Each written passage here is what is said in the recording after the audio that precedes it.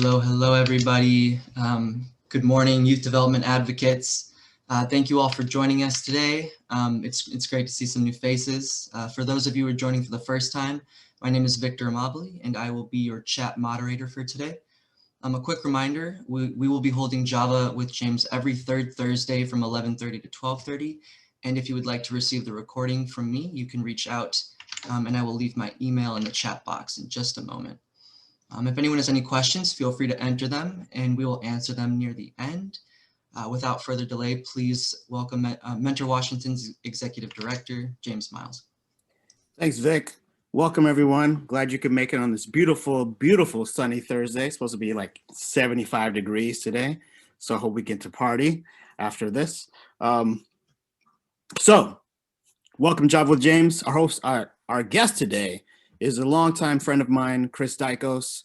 We worked together for many years ago.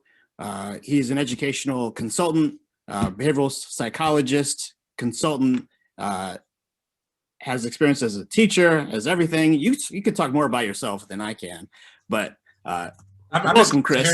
I'm just curious to hear what you think I do. I don't know what you do. No, I'm just kidding. So welcome, Chris. Thanks for joining us. Thank you, James. As James likes to say on our podcast, what's up, James? Like to be very aggressive in our openings. You like to do the aggressive hellos. Yes. So we met a long time ago, Yes. and immediately bonded over both special education and then working with youth that were in special education. Right. Tell us your origin story that I just messed up. Origin story. As far as like why I got into education, or so Yeah. As a student, I was a student who struggled in school. I was identified with a reading disability, ADHD, identified in the 70s with ADHD. So if y'all remember the 70s, what was the cure for everything? Ritalin. So I got to enjoy the benefits of Ritalin at a young age. Had a really rough experience in school, was trying to avoid exposure of my academic disabilities, as well as growing up in New York and moving down to the South and having a New York accent in the South, which everybody considered a speech impediment. So I had to get SLP, so speech and language, as well as on top of everything else. Truly started feeling like an outsider. Really started, Greek Orthodox kid in the South. Dad from Boston, he has a funny accent. Mom from Western PA, she's got the yuns, she's got a funny accent. And then I'm sitting here with this weird accent. And then struggling with reading and being kind of like an outsider within that community. So having that experience resulted in me often trying to be funny, distract my teachers, get them off task quickly as possible. I don't know if y'all remember, or I've been told to like do a generational check, as I often say this, like my teacher liked Dallas. Some audiences don't remember that show. So I made sure like I stayed up on Dallas and Falcon Crest, and if there was a reading assignment coming up, oh, who do you think shot JR, right? Like just throw that out there and get the class off task. And if that didn't work, it would result in me actually engaging in very disruptive behaviors to a point, at one point, I was actually so afraid to read out loud in class. This is in junior high. And I got in a fight with my best friend right in middle class, like fist fight with my best friend in middle class. He had no idea why, nor did I really. But it was, hey, you know what? It worked. It was horrible behavior, but it served a function. And that function was to avoid humiliation. It was to avoid what I viewed as humiliation, right? Doesn't mean like, we all know people struggle with reading sometimes as they're learning, but in my mind, if it wasn't perfect and I wasn't doing it right, then I was obviously being exposed as dumb. And so I didn't want to expose that about myself. And so I would go to extremes to avoid that exposure. So that really kind of like started to think about education more about my experience as I got older. Started thinking more about like, why was I engaged in such behaviors? Why did I do that? And starting to analyze that more. And that got me to really empathize, especially with youth who are struggling behaviorally in school. And so when I went into education, my focus was on serving youth with emotional behavior disorders. And what I quickly found out, a lot of kids with emotional behavior disorders are really smart. And they're seeing something wrong in their environment. And they're using what big tech speak, maladaptive behaviors. They're engaging in maladaptive bad adaptation because they're basically meeting a Maslow need within the environment they're in. But for one reason or another, and this is again, many of the students I served, they were seeking to get that Maslow need any way possible. So example I often give for educators, and I'm kind of, pull me in, James, anytime here. Yeah, no, this is good. So what I often like to talk about with educators is that disruptive behavior serves a purpose. And and the reason why that kid's really good at that destructive behavior is because it has served a purpose over many times. And so example that I love to give, especially at the elementary level, is that we all serve youth that have kiddos whose parents work 2 or 3 jobs each, right? They're trying to keep a roof over their head. They're trying to keep food on the table. And sometimes a lot of our kiddos may not get the nurture bucket filled that they're looking for. And it's not intended, right? They're trying to survive, kids seeking nurture, not getting that Maslow hierarchy need of nurture met. And so what does that kiddo do when they see that parent for maybe a half an hour or an hour at the most at night before they have to go to bed? They're gonna make sure they're getting nurture. They're gonna make sure they're attention seeking.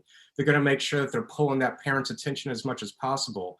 That kid is learning that over multiple years, that this is how you gain nurture.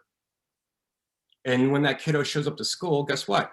That behavior may be, I need nurture bucket still filled. Here's an adult, here's a caring adult.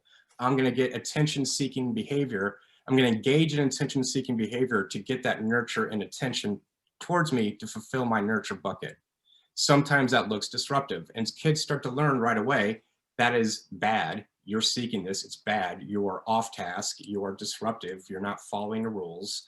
It becomes punitive, and it starts a negative narrative within a lot of our kiddos that my nurture needs are actually something that is rule breaking or disruptive or bad. Right. So that's where in education, that's where I've dug my research into. So I went to grad school too many times and I've done a lot of research in this area. Right.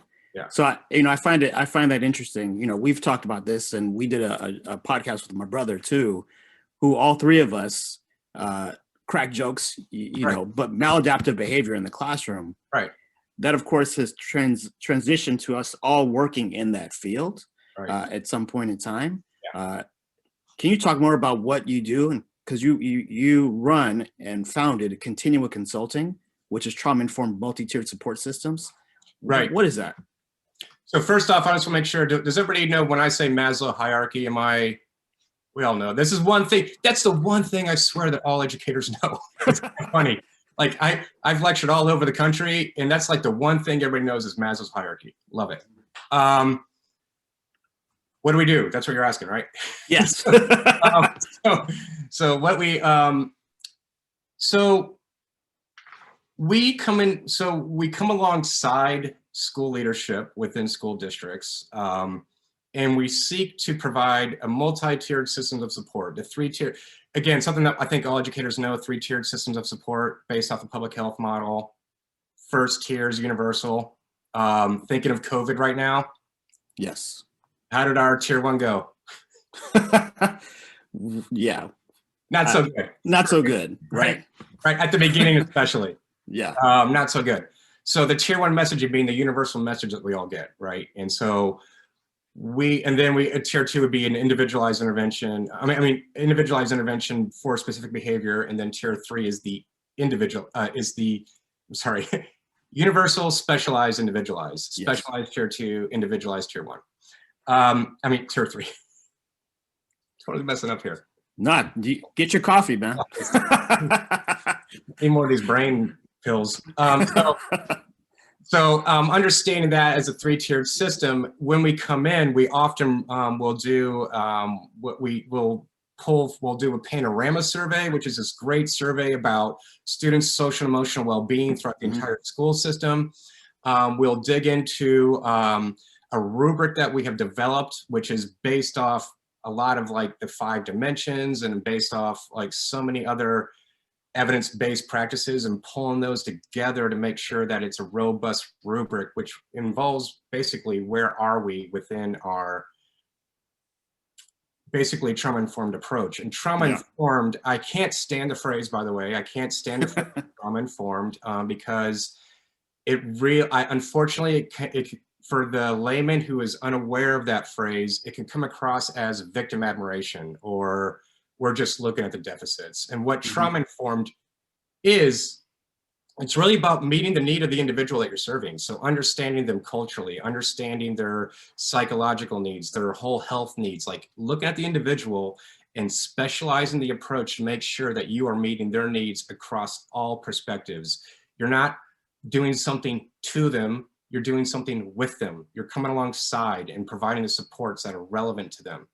And so a lot of our work tends to often get to sense of belonging, because 9 times out of 10, when these surveys come back, the information that we're gathering is that students don't feel like they belong in school. They don't feel like that the community is listening to them. And so that often is what we dive into. 9 times out of 10, we're going into a sense of belonging understanding. What that means is that we're starting to actually delve into the culturally responsive practices. Is the pedagogy culturally responsive? Do the students see themselves in the work? Are we also, one thing that we also push in there is that we believe that there needs to be an egalitarian approach towards psychological practices. And what I mean by egalitarian is that some reason in our health classes, we learn about our pulmonary system, we learn about our digestive system, we learn about sexual reproduction system. We don't learn about our neurological or mental health, right? And that is the one thing that we all definitely need as a society, is having these skills. And so when I think of trauma-informed practice and doing these things about teaching a universal approach towards social emotional learning, it's a resilience build, right? That's really at the core of what we're doing, is that we're trying to help our youth become resilient. And if, like, raise your hand here if you've never experienced anxiety in your life. Raise your hand if you've never experienced depression. I mean, we all experience it. It's part of the human condition. That anxiety is actually very functional. It serves a purpose. It warns us, right? That there may be something wrong. Something is wrong within the environment. We're realizing this. Okay, now that you realize that your amygdala alert and your hypothalamus that's telling you, hey, there's something out there, you're learning yourself, one, what is actually happening. It doesn't mean that I have to be fearful. It's just telling myself to be alert. Okay, now that I realize that that risk is not as severe, what can I do to self-soothe? What can I do to realize that this is what neurologically just shifted within my thought process? And so if we don't have those skills, if we're not providing our youth with those skills, what does the future look like? Oh, I agree. I mean, so the work Continua does is, to break it down, it's really mentoring schools and school districts in culture responsive practices and neurological development and where we are in that so spectrum. Exactly. Yeah. And so one thing that we always advocate is an evidence-based social emotional learning curriculum, universal. Everybody needs to learn. Everybody needs to understand, like, again, what is the purpose of your, like, why don't we know, like, the average person, when you start talking about their hypothalamus and their amygdala, they're like, what the heck are you talking about? But if I talked about their digestive system, right, you know, their large intestine or small intestine, they know exactly what you're talking about. Why don't we as a society in our education process have a whole human development? Why do we call it school? Why are we actually compartmentalizing subjects? Why isn't it a whole child approach? And all these skills also, learning in itself is a behavior. And what we're talking about is how to address your own behavior, your emotions, which result within your behaviors. One thing that we often talk about is CBT, cognitive behavioral therapy.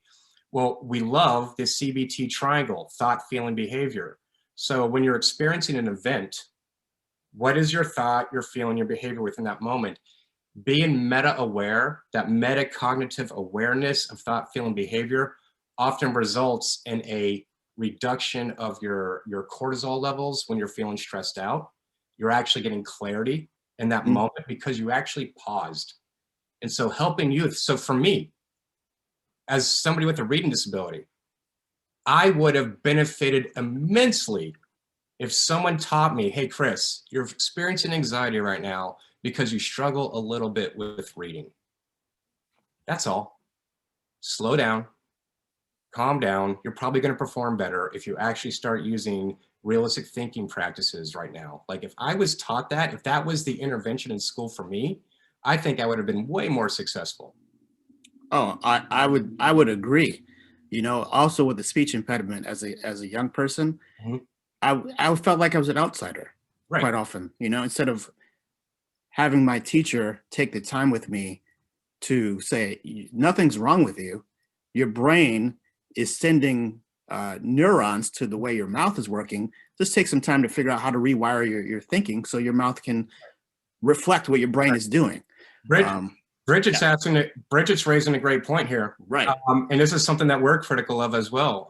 Some of that social emotional learning curriculum sometimes is a little, it's sometimes way too generic. It doesn't go deep enough. And the wonder is on a universal tier 1 level, whose behaviors, practices, cultural responsive approach, right? You have to think about who you're serving and who are you trying to impose these expectations, right? Like, are we actually addressing, like, does SCL actually talk about, right now, what could be really beneficial is that at a universal level, if all schools are actually talking about how are we responding to the George Floyd murder trial? Yes. How are we responding when we see these videos over and over again? That definitely is something that should be on a universal discussion right now within all schools. I know teachers, because I'm working with them all the time, they're very uncomfortable talking about this. Especially white teachers are having a very hard time talking about this.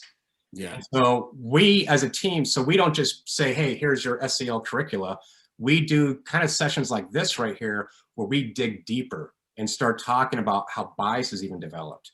So one thing on a universal level that we're helping educators understand is the cognitive dissonance that one experiences, especially as a white person, when someone says, hey, that's racist, or that statement is right. When you're experiencing that as a white person in our society today, you're immediately going to be experiencing a fight, flight, or freeze experience, right, alone, because you're getting defensive.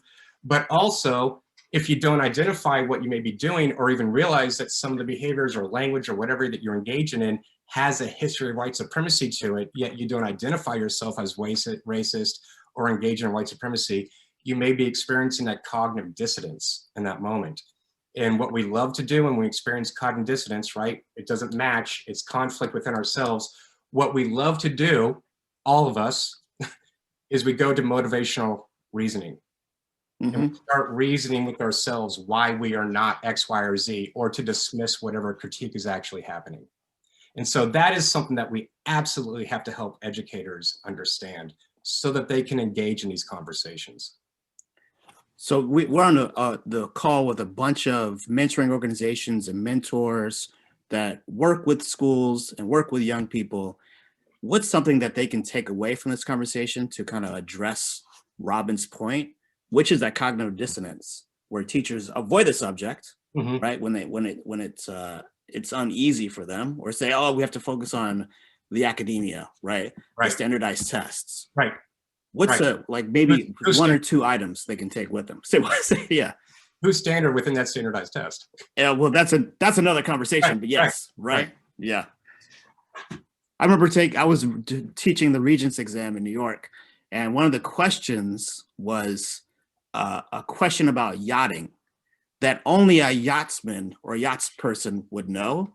And I was like, why is this on a Regents exam? Like when I taught at Buckley, the school that Barron Trump went to, he knew that answer. Right. But when I taught in East New York, those kids were like, what's a yacht? Right. I know a little yachty, but a little yachty. But yeah, what's something that right? My favorite song by Lil Yachty. broccoli. It's easy.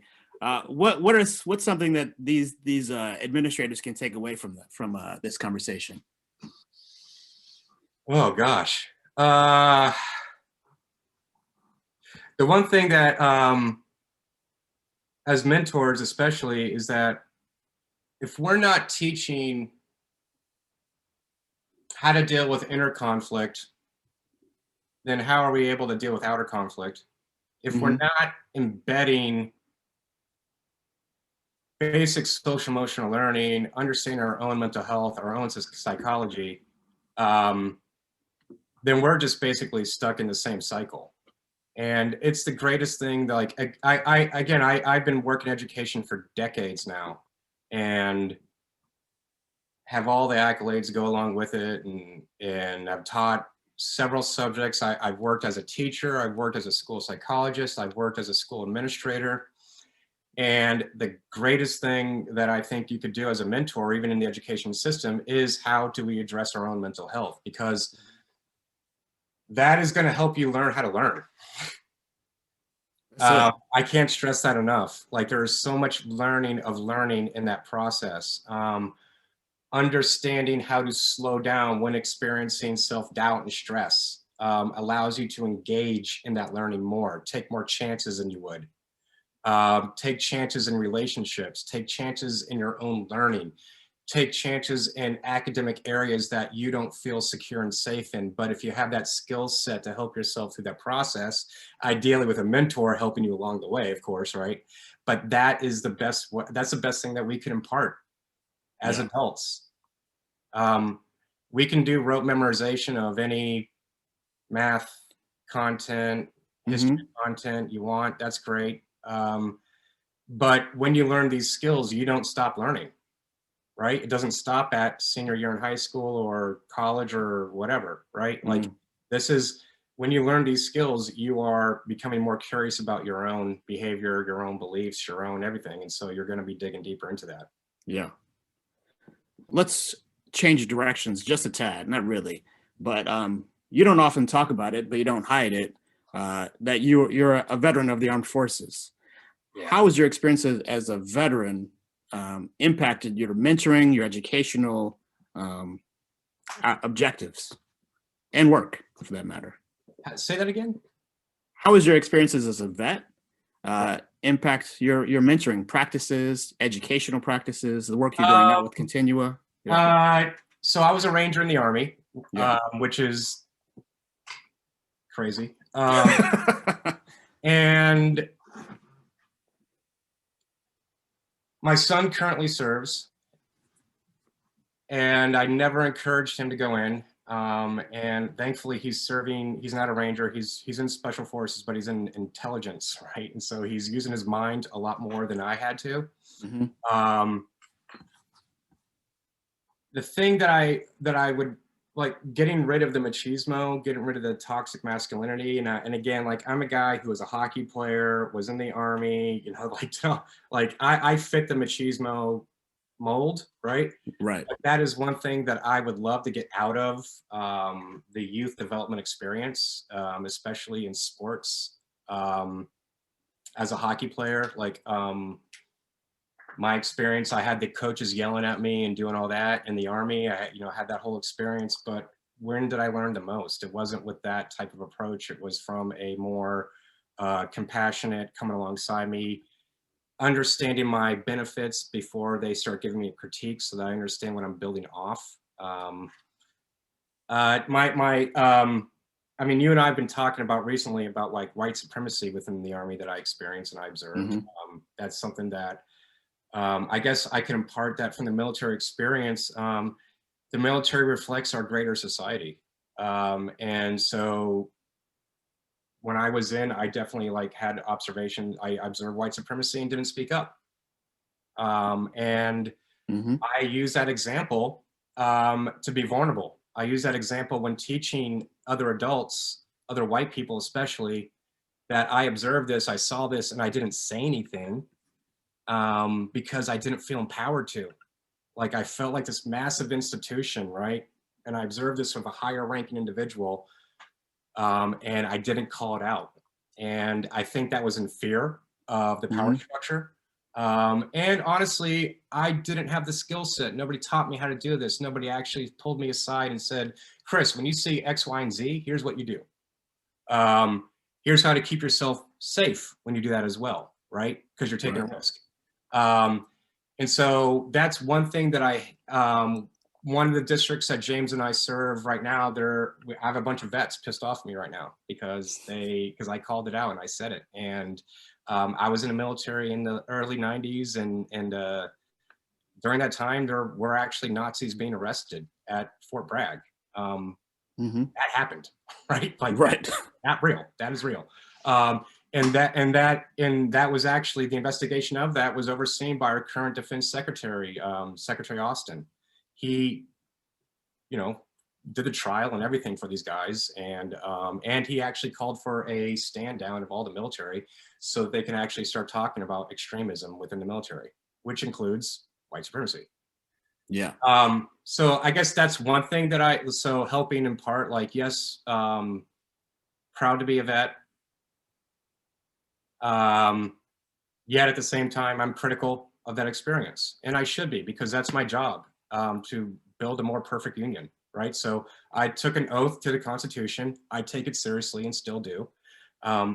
Yes, I have a private consultancy, but most of my life has been public service, and I believe that our consultancy is a continuation of that public service. And so I myself, at my core, want to help build a more perfect union. And so if we don't engage in those conversations about the military, if we have vets among us, or even about the school system, right? Right. Yeah. How does that, like, right? They both reflect upon each other, right? Yeah. I mean, I think that's the impetus for the article we co-wrote together about mentoring and white supremacy, Right. And that's exactly what's needed from my perspective in the military, the schools, is that conversation about the history of our country, and how we have sometimes adapted and sometimes not, and are still trying to, make America great again is a great example of that. Right. Going back to those times where white supremacy was more dominant, right? So part 2 is coming up. Please look out for that. Part 2 of white supremacy? Part 2 of our conversation about white supremacy. No clarity there. White supremacy has still, part 1 is still going. Part 1's going strong. Yeah, I think it's pretty strong right now. 401 years, going strong. Oh yeah, we're doing it. We're definitely doing it. But part of that is mentoring. So let's talk about mentoring. Were you mentored when you were younger? I not in the way that I would recommend.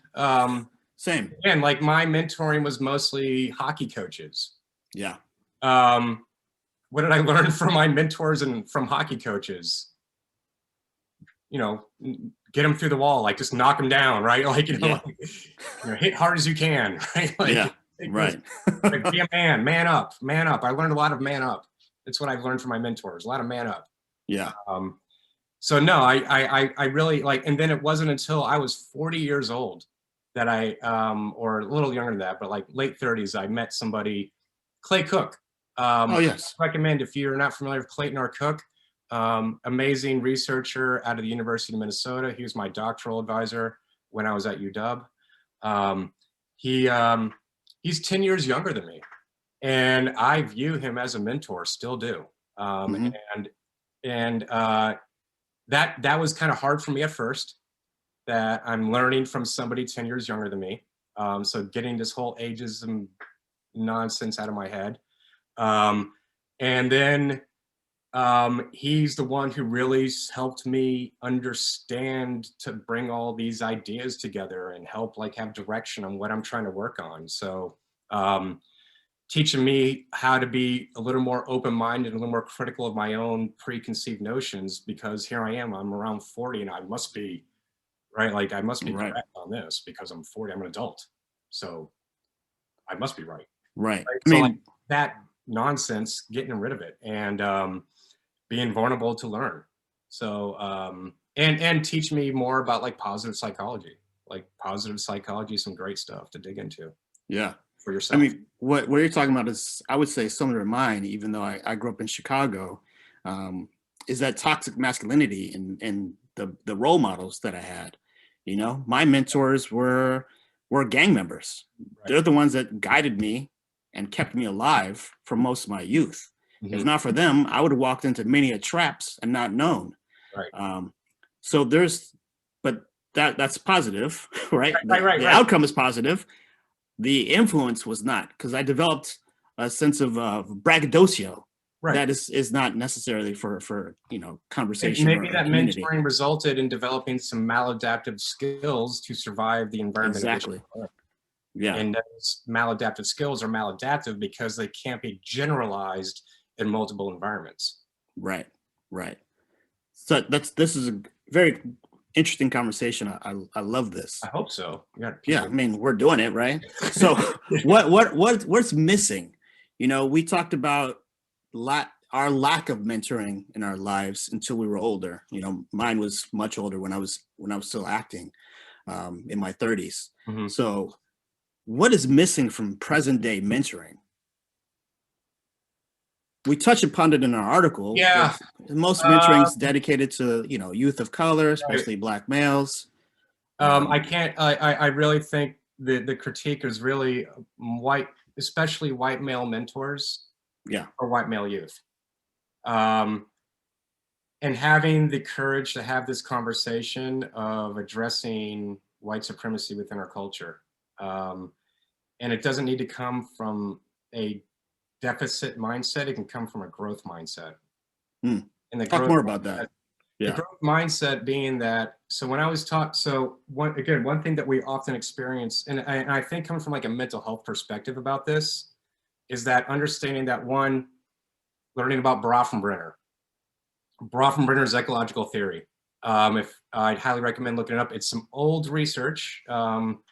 It comes out of the 70s, and it needs a little updating, but the core concept being that you have a microsystem that has the biggest influence on you, and then like rings of a tree, it builds out as far as layer of influence. Understanding the cultural influences in the environment in which you're growing up in, as well as the discursive formation that is occurring, right? Discursive formation, fancy word for saying the narrative being developed within the community that you're in. What is the language being used in that process? That starts building neurological pathways to your schema, to your mental model. And so if we are not actually understanding that there's some misogynistic mental models, again, focusing on white male youth, right? There's some misogynistic mental models that we have in our society. There are some racist white supremacy mental models that we have in our society. It doesn't mean you yourself are actively engaging or like sponsoring and supporting those mental models, but they do have an influence on your schema. And so if we're not like engaging that conversation with young white males, especially right now, I think it could potentially result in greater division as our society tries to grapple with our original sin. And so understanding that when you're doing that part of within mentoring, you're teaching them how to, one, ideally with a CBT triangle, while you're having that thought, feeling, behavior right now. You're not bad for it, but I just want to check in with you. Where did that come from? You just said X, Y, or Z. You just made this sexist statement. So let's unfold that. Let's unpack that, right? Where does that come from? Understanding that just because you have this belief or this idea or this thought, it doesn't define who you are, right? I'm not the same person I was when I was 15, thank God. I'm still not the same person I was when I was 30, thank God, right? So thinking that it is a continuum of development, it doesn't stop anytime. Understanding that we need to help them give these skills to actually be reflective, meta-awareness of their own beliefs and behaviors, understanding that there's plasticity to the brain, that we can change and modify neural pathways. That's exactly what we do with our behavioral interventions, right? Mm-hmm. We're actually changing the neural pathways of these behaviors. It's kind of a trip to think about this. Like we're actually helping restructure like little neural pathways in someone's brain so that they can ideally start digging into some cognitive restructuring. So what I'm hearing there, by the way, that was a lot of rambling. That was a good rambling. Okay. What I'm hearing is something we often talk about is asset based. Yeah. Right. And really, really key to this asset-based instruction or mentoring is also grace. Yes. You know, we often talk about how we live in a racist society. We inherited it. Yeah. Like, it's not something that you and I or Tom or Vic, we are fomenting. Like, it's like, hey, I have an idea. I got an idea, Chris. We're going to make a racist society. We've inherited it, right? And Dude, now, wait, I got an idea. Redlining. redlining. Oh, that's great. Speaking of redlining, anyone, please that would watch be the a good show. It's a show called Them on Amazon Prime. It's my new favorite show. Right. It's probably the scariest movie I've ever seen in my life. And I see a lot of horror. But that's a side note, but it's about redlining. So here's the question. To Bridget's point, is that the way, you know, to address the cognitive dissonance with white male mentors that shut down when talking about white supremacy? Grace, focus on asset instruction. Yeah. Well, the brain. the conversation you and I have with Clay. Yes. James and I did a podcast with Clay Cook, and the point that Clay kept in the broader conversation was behavior change, right? And how to change behavior. First off, you need to have, the reason why I'm saying white male mentors with white male youth is because you have to have trust. Yeah. Right. And so if you don't trust the person that's giving you this critical feedback or potentially just challenging your whole mental model, right? Like pulling the rug from underneath you, essentially, right? You got to trust that person. If you don't trust that person, immediately you're going to go into your motivational reasoning. Oh, James is saying this because of blah, blah, blah, but I'm not really like that. You're right. So like, I'm just going through and I'm internally dismissing your critique. Right. So if we don't have that trust built first, then you're really not gonna change anybody's behavior. So the wonder being, like, again, like white male mentors, do they believe there's white supremacy? Is that a conversation that we're willing to have with our mentors? And as you're saying, James, just because you're a white male living in a white supremacist society doesn't mean you're a bad person. Right. You didn't set this all up. Yes. Now, the wonder is, when you dismantle it. And if that's the key. If you're being passive in this, then, you know, what is it? Silence is the voice of complacency during the whole ACT UP movement. So like, again, if you're being complacent, you're being complicit right now. And so what are you doing as mentors to actually start dismantling, right? Susanna, Silent Eagles Death, yep. I was in the streets with my ACT UP shirt. back in the 80s? No doubt, yeah. I'm older than people realize, I think. Talking about Dallas and Falcon Crest. I loved those shows. So I'm with you, my friend. I'm with you. But so again, like to give our white male mentors an understanding, again, like grace, we have to give ourselves grace. We have to be vulnerable about our own mistakes and point them out. And if we're going to be vulnerable and stating our mistakes and how we made them, then ideally, hopefully, we're building that grace also with them, right? Yeah. They give us a little grace because they know, hey, I've screwed up and I'm going to change that. Now, how can we give you skills to change some of the things you may have done as well, or not even realizing you're engaging in? I mean, I think grace it's so key. We operate with grace on our staff, and of course, when I work with Continua as well, it's one of the most important traits to bring into a classroom, to bring into a group of young people, even when talking with family. So I'm standing with you on that one. So what should, I ask this question frequently. What should white mentors think about when working with both kids of color and white students? We talked about with white male boys, but what should they know about working with kids of color? And I'm asking you, as a white male that's worked in a lot of places with youth of color. First off, understanding your positionality. Yeah. You got to understand your positionality. I have a hard time often, even because like I'm walking down the street, you're going to see white male, right? I never see myself like walking down the street. I often forget my positionality at times. Yeah. And because I have been engaged in activism my whole life, because I'm queer. I am an Orthodox, like raised Orthodox, like always been kind of like this outsider, even though I pass. And I often sometimes forget about my own positionality, even I'm engaged in the good work, right? So I don't realize. And so I am starting to realize for the past 5 years that I have to be hyper aware of my positionality. Being a man working in education, like that's something that is hard sometimes as well, right? Your positionality as a man in education.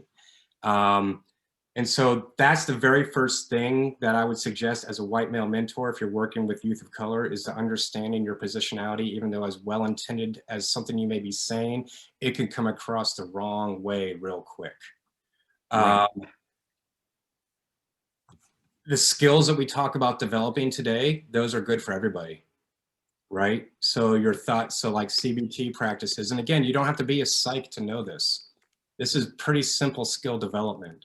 So I would help impart some of those skills. I'm kind of floundering here. What do you? No, I think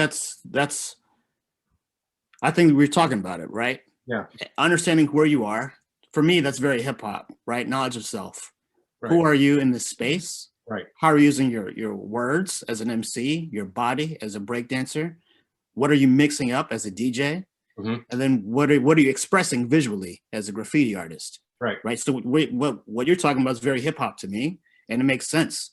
It's when I taught at an all girls yeshiva, I knew it was gonna be a very different place than when I was teaching at a mostly youth of color, Black kids in a very low income area. Right. So you just have to know where you go, you know. So I think this is a great conversation. We're going to jump into breakout rooms shortly, but before we do that, I wanted to say, like, your conference, Continuate Conference, is coming up. Yeah, in June. At the end of June. Yep. You're going to be speaking at the Mentor Washington Conference at the end of May. Yeah. Yep. Yes. What should people know about both conferences? What you're going to talk about in May, and then continue in June? Our conference is focused on trauma-informed practice for school districts. We're going to be digging deeper into one, like curriculum that our students deserve is one day. That's a theme. Curriculum our students deserve. We're going to be talking. Where Clay Cook is going to be a keynote. He's going to be talking about behavior change and how institutions can actually help support behavior change. Another keynote that we have is Josie Hugo Vargas. He is going to be talking about culture responsive critical race theory. He is somebody that looks at critical race theory within mentoring. So that would be a great speaker for this audience to listen to. He's our first keynote. He's out of Cal State Northridge. And he is a fresh professor. I'm waiting for the laugh there, James. Okay. I'm not laughing. Okay. This is me laughing, man. Okay. All right. He is actually a fresh professor because he is a newly minted professor. So, Got it. Yeah. So great speakers. Can't stress enough. James will be presenting as well. Yes. Our whole team will be presenting. So it's a pretty eclectic. It's a good group. And then your Mentor Washington, we're going to be talking about critical race theory and mentoring. Yeah. Based off Josie's article and the article that you and I wrote. Yeah. Perfect. Great. I know there's some people are want to have some chats and have some questions. So we're going to do 2 breakout rooms, split right in half. Vic, I'll leave it up to you, and then we'll jump right back into this to close the day. Let's do. Looks like somebody named James Miles, not you, is asking if I work. I live in Seattle, so I work. That's Tom. Yeah. Okay, so I was just wondering, have you done stuff with our OSPI and, Yep. and school districts around here and stuff. But Our biggest presence right now is in Snohomish County. Amazing that Snohomish County Behavioral Health has this amazing grant that we've been on for like 4 to 5 years now, getting us into as many schools as possible into Snohomish County. We also work in different areas around the state and around the country. And our coolest client, in my opinion, is the Northern Mariana Islands. Can't wait to go back there. I am really looking forward to actually being in person there. Yes. Yeah. Yes. Thanks.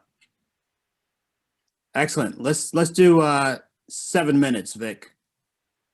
Sounds Perfect. good. Thanks. James, do we have a question for the rooms? Or what do you want? Yes, It wasn't Vic's going to in the put that chat. into the chat. Yep. Yeah. Okay. Thanks. Here, I'll Perfect. dump that in there again. Oops, Thanks. I can't do that. It won't let me copy it.